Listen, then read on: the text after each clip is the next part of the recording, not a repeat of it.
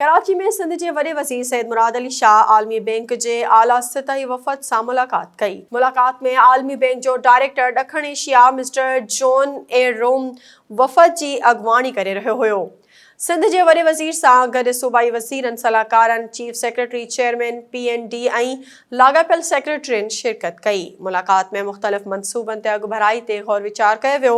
उन मौक़े ते सिंध के वॾे वज़ीर सैयद मुराद अली शाह चयो त पाकिस्तान में मौसमियाती तब्दीलियुनि सबबि 2022 में तबाही वारियूं बरसातूं ऐं ॿोॾूं आयूं, जंहिं सबबि मुल्क जो 1.3% हिस्सो पाणी हेठि अची वियो, जंहिं में 1700 माण्हू फ़ौत थी विया, जॾहिं त 3 करोड़ 30 लख माण्हू मुतासिर थिया, जंहिं करे मुल्क खे 16 अरब डॉलरनि जो नुक़सान थियो।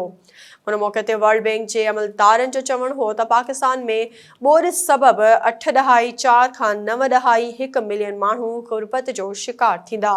वर्ल्ड बैंक तरफ़ां तजवीज़ ॾिनी वई त मुल्क में ॿोॾि मुतासिर इलाइक़नि में ॿीहर तामीर शुरू कई वञे ऐं ज़रई शोबे खे ख़ासि ध्यानु ॾेई बहाल कयो वञे।